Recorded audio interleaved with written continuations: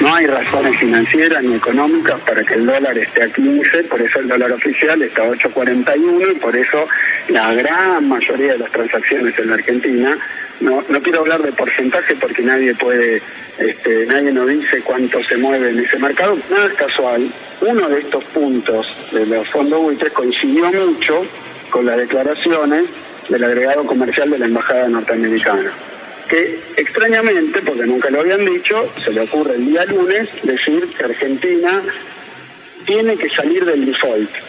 Justo el lunes. Justo el martes, es como corresponde, nuestro ministro de Relaciones Exteriores lo cita, el señor Sullivan, y salió un comunicado diciéndole, señor, esto no es así. Y todo el mundo sabe que no es así. Eso es lo que dicen los buitres, coincide con la determinación y con la descripción de los buitres. Y justo después de eso nos encontramos día miércoles un movimiento de este tipo de cambio y bueno, y de nuevo una sensación psicológica, generar pánico, atacar sobre las expectativas de la gente. La lista de responsables durante los últimos tiempos ha ido cambiando, pasó de los bancos y en noviembre de 2011 que se acusaba al señor Brito, digamos, pasó al señor Sullivan ahora. Y de hecho, hace minutos nomás, el jefe de gabinete acaba de incluir a una empresa en la conspiración contra Argentina, que es a la empresa American Airlines. Acaba de decir el jefe de gabinete que lo de American Airlines, que ha interrumpido la venta de pasajes a partir de X días y dentro de 90 días, bueno, podés comprar pasajes para dentro de 90 días, es para generar incertidumbre cambiaria. Bueno, señores, estamos en un problema grande en la República Argentina y voy a intentar conectar una cosa con la otra. Porque de hecho hay aspectos que ligan íntimamente al problema cambiario de la Argentina con el problema de la inflación. La primera coincidencia que hay acá es el diagnóstico común que hay frente a estos dos casos, ¿no? El gobierno interpreta que los dos problemas son derivaciones de la política, no de la economía. Y voy a extenderme sobre este punto 2 o 3 minutos. Cuando la Presidenta de la República asume su primer mandato en el año 2007, había heredado de Néstor Kirchner una economía bastante más prolija que esta. Había distorsiones que todo el mundo subrayaba como, digamos, suaves, que el entonces ministro de Economía, Martín Lustó, que fue el primer ministro de Economía de Cristina, venía a corregir, tarea abortada rápidamente por el 125, y había sí un problema grave en materia energética. Era el problema más grave que había, la distorsión tarifaria, la falta de inversiones, pero aún no se habían visto las consecuencias, ¿no es cierto? Pero estamos claros que cuando Cristina recibe el país de Néstor Kirchner, las cosas eran muy diferentes a las actuales, siendo que Kirchner había atravesado lo peor de la tormenta y había entregado una economía bastante prolijita, aún considerando que había distorsiones que eran subrayadas en su momento como básicamente relacionadas con el tema energético. Pero como consecuencia del estropicio que hizo el gobierno con el tema del campo en 2008, comenzó a acelerarse la fuga de capitales. Porque claro, ¿qué pasó ahí? Pasaba de todo. El papel protagónico de Moreno, la truchada de los índices de inflación a partir del 2007, la desorbitada pelea con el campo, la persecución a los medios, todo eso fue generando algún nivel de fuga de capitales, más o menos creciente.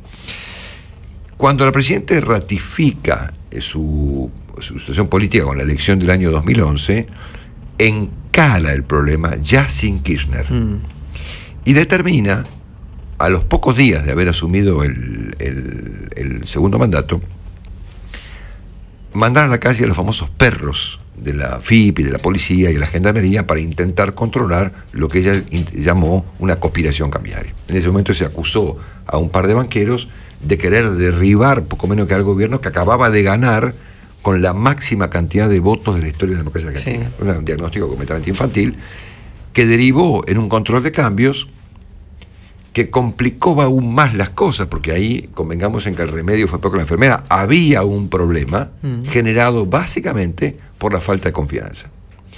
La solución a ese problema fue el control de cambios, que vino a ¿qué? A agravar las cosas, Willy, más de lo que estaban, y por supuesto el asunto derivó en la aplicación del cepo.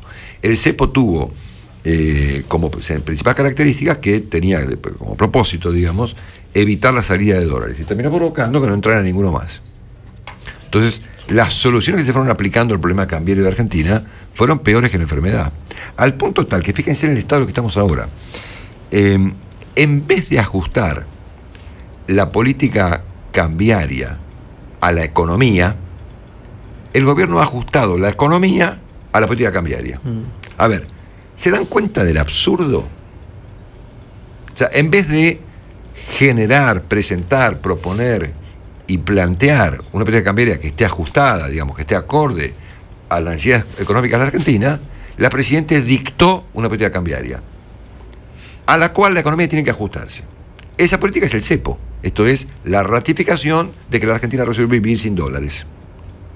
Y acá tenemos las consecuencias de aquella cuestión cuya interpretación original fue no económica, sino política. La Presidenta vio una conspiración detrás de la fuga de capitales suave que había en aquel momento, en comparación con la que vino después, y aplicó su remedio, que fue interpretar el asunto como una conspiración y actuar en consecuencia. El resultado, frente, por supuesto, al incremento de esa política, que fue cada vez peor, digamos, es el que tenemos hoy en día, la brecha cambiaria que va camino al 100%. Sí, Willy, perdón. Que todos esos argumentos se usaron para no bajar el gasto público, Marcelo.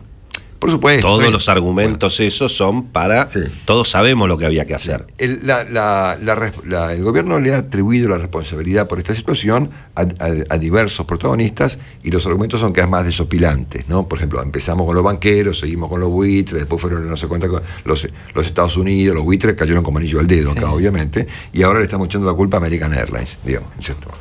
La verdad que tómenme que el asunto se ha vuelto desopilante, pero lo dramático del caso acá es que el cepo ha venido a operar como un corset dentro del cual debe desenvolverse la economía argentina. Es decir, todo funciona dentro del cepo. Chao. El precio máximo, 8.40. Exactamente, muy bien. El asunto de la inflación, que es el segundo problema que tenemos hoy en día, también responde a la misma, está cortado a la misma tijera, pongámoslo así. A juicio del gobierno, la inflación no es el resultado de distorsiones macroeconómicas o de defectos en la política monetaria, sino es la consecuencia de lo que el gobierno entiende es la puja distributiva. Esto es, esta gente hace todo fenómeno, la gente en la Argentina es cada vez más rica, hay cada vez menos pobres, como consecuencia de los logros de la década ganada. Y claro, la inflación, ¿qué es a juicio del gobierno? Bueno, es el hecho de que los empresarios intentan apropiarse de esa renta excesiva a través de la suba de precios. Entonces, como son monopólicos y concentrados, suben los precios y se apropian de la renta que el gobierno ha generado y que ha beneficiado poco menos que a toda la Argentina. Una interpretación, digamos, curiosa, pero que claro, que ha tenido sus políticas acordes a esta interpretación. Empezamos con el control de precios, los precios cuidados, tráeme los costos, Moreno que te autoriza si subís un precio o no subís un precio. El resultado ha sido, obviamente, que hemos llegado al extremo de la ley de abastecimiento.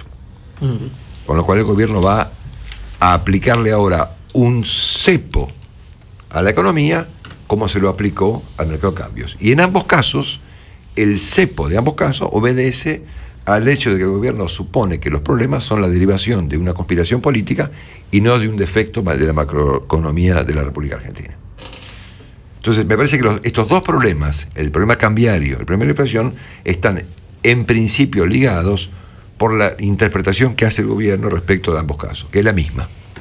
Ambos cuestiones son derivaciones de una conspiración contra el gobierno nacional y popular, que por supuesto no hace otra cosa que las cosas fenómenas, claro, pero que hay una enorme cantidad de gente que incluye desde la Corte norteamericana hasta la empresa American Airlines y desde los productores agropecuarios hasta los medios de comunicación, que están todos conspirados ahora por el señor Sullivan para derrumbar los logros de esta administración. De más está decir que la interpretación es una interpretación poco profesional, desopilante, sí, irresponsable, y cuyas consecuencias desconocemos, porque esto sigue. Claro. O sea, el gobierno ha tomado nota de que la economía se resiste a esta interpretación.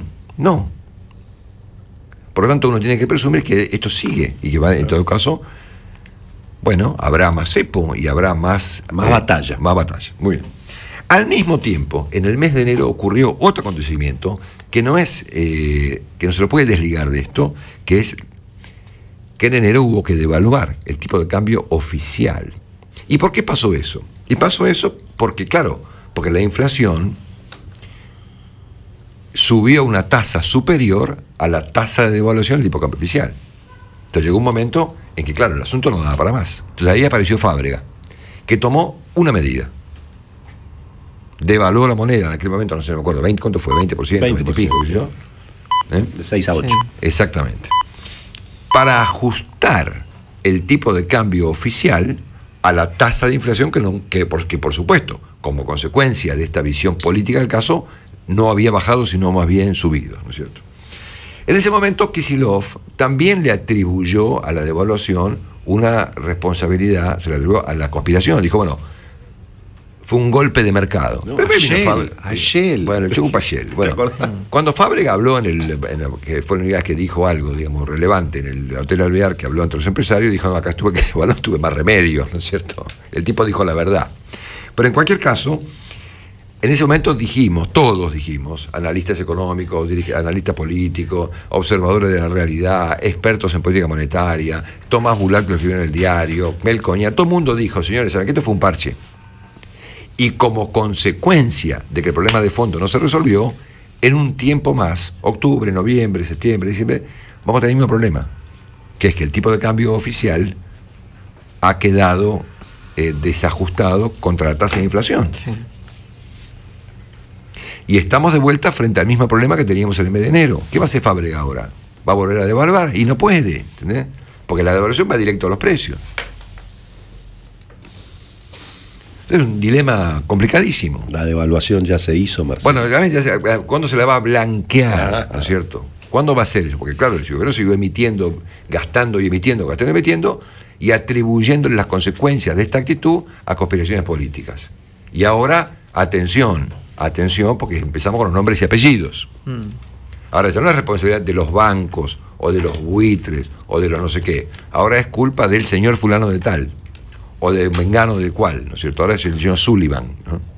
A ver, es una característica de los gobiernos autoritarios señalar a personas con nombre y apellido como responsables de tragedias económicas. Porque entramos en un camino ahí muy peligroso, ¿no? Muy peligroso. Es la nata, es Sullivan, es el banquero tal o el banquero cual. Ya no es una conspiración que se denuncia así por la galería y parece una pelotudez, digamos. Es una cuestión de estamos señalando personas, ¿eh? Y eso en un país democrático no debe ocurrir. Bueno, en cualquier caso, estos problemas, la inflación y el tipo de cambio, han avanzado durante estos años como consecuencia de una interpretación muy curiosa que ha hecho el gobierno respecto de que ambos problemas son la derivación de una actitud política contra el gobierno y no la consecuencia de los desajustes de la economía argentina y del manejo del asunto que ha sido realmente catastrófico. El tercer aspecto que une estos dos problemas es la vocación del gobierno por complicar las cosas. Entonces, frente al hecho de que la inflación no ha bajado, en vez de pensar un poco, se manda a la noche el abastecimiento que va a terminar en un escándalo político, porque el quórum se lo terminó dando de la Sota, señores, o su diputado, ¿no es cierto? Muy raro. Bueno, ok. Muy raro. Muy bien, el asunto del que no tuvimos tiempo de hablar esta mañana.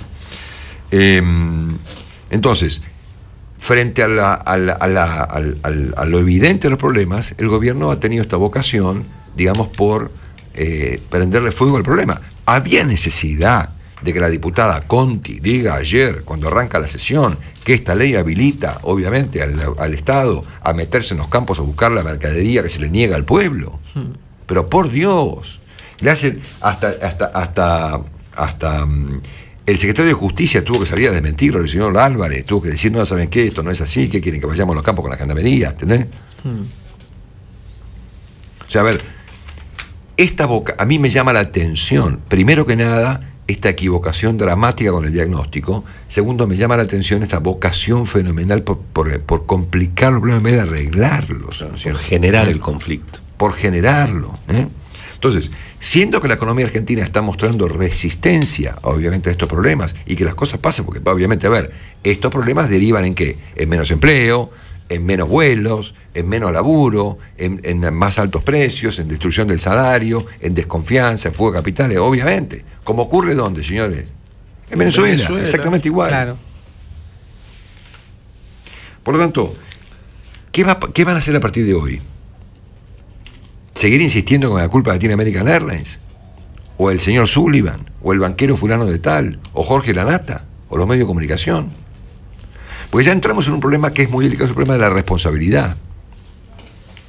Hay un punto en donde acá hay una responsabilidad de la Presidenta de la República Argentina. Esto no es un problema de Kicillof. Porque Kicillof, a ver, ¿cómo decir esto sin ofender? No es una cuestión personal. La culpa no es del mono. ¿Entendés? A ver, en este contexto, vos no podés poner un conjunto de chicos inexpertos a manejar una nación en crisis. Es verdad. Entonces, Kicillof, ¿qué va a hacer? Kicillof balbucea, ¿entendés? O sea, habla con un periodista amigo y le dice que la culpa la tiene Sullivan. Es patético, ¿no es cierto? Pero bueno, pero no es el responsable, digamos. Claro. Si vos ponés a mi hija Delfina, que tiene 8 años, a manejar esto, también va a decir una estupidez, ¿entendés? Entonces hay un punto donde la Presidenta tiene la responsabilidad de decir, bueno, mire, acá hemos pifiado el diagnóstico, algo está pasando, y por lo tanto hay que asumir la responsabilidad de ver cómo se corrige. Falta 1 año y pico para terminar este gobierno. ¿Qué va a ser 1 año y pico así, persiguiendo gente? Inventando conspiradores. A ver, hemos liquidado el Banco Central, hemos liquidado las reservas, hemos destruido la moneda, se fueron 40 compañías de la Argentina, destruimos la industria automotriz, está el campo fulminado. ¿Qué están esperando? ¿Una corrida bancaria? Es decir, a ver, para cuando ocurra otro problema digan, no saben qué, hay que tener la prueba de la conspiración, ¿no es cierto? Claro. Ahora son es el público que conspira. Claro, la gente. Entonces a mí me parece que acá hay que subrayar la responsabilidad de la Presidenta de la República, que claramente tiene un diagnóstico de la economía también bastante particular. Por esta altura del partido, me parece que la evidencia es muy elocuente. Esto no funciona más así. Entonces, el gobierno no se puede ir, ni se va a ir. Me parece que lo que corresponde es que el presidente convoque a los dirigentes políticos más relevantes de la Argentina y a un grupo de economistas con cara y ojo a arreglar ¿saben qué? Esta estupidez. Porque estamos enfrentados a problemas que no son ni siquiera son nuevos. La presidenta que se jacta de conocer la historia argentina, como viste que, a ver, ¿no sabe lo que pasó en los 70, en los 80 con estos problemas? También debe estar más interesada en la historia más reciente que en Dorrego, o en la vuelta obligado. Por ahí hay que mirar los años 70, los años 80, para advertir que estas cosas tienen solución. Es decir, estamos ahogados en problemas estúpidos, manejados por irresponsables. Entonces a ver, esto va a cambiar y no. Estoy planteando una cosa que no va a ocurrir, no. Porque el empecinamiento terapéutico está cada vez más vigente y cuando alguien no quiere entender y no entiende. ¿Entendés? Entonces, claro, hasta este comentario puede ser utilizado por quien no entiende nada. Decir, no, ves, ahí tenés, claro, esta es parte de la conspiración. La política no puede estar, sometida a los dictados de la economía. Entonces, hasta que la política o la presidenta o la Campo o quien fuese no venzan a esto, no vamos a parar. Igual está bien, está fenómeno. Va a ser un fenomenal triunfo político arriba de un cementerio. Porque no va a quedar la economía argentina en pie después de semejante situación. O sea, esta combinación de falta de inversión, de fuga de capitales, de cepo cambiario, de caída del empleo, de industria automotriz fulminada, aumento de impuestos. A ver, si esto no ha significado un semáforo para la Presidenta de la República en las últimas horas, yo no sé qué tiene que pasar para que advierta que me parece que ha cometido una gran equivocación y que su diagnóstico sobre el cual la ha operado tanto la política cambiaria como la cuestión inflacionaria ha sido un diagnóstico que da para una discusión, ponele, en el ciclo básico de la UBA, en la carrera de Ciencias Sociales, ¿no? Pero no para manejar una nación. Las naciones pueden tener problemas y esos problemas pueden ser manejados de modo profesional. Pero bueno, la economía evidentemente se resiste a estas reglas y el gobierno se resiste a entender que se ha metido en un problema, que ha metido al país, porque ellos están salvados, digamos, ¿no? Ha metido al país en un problema muy importante.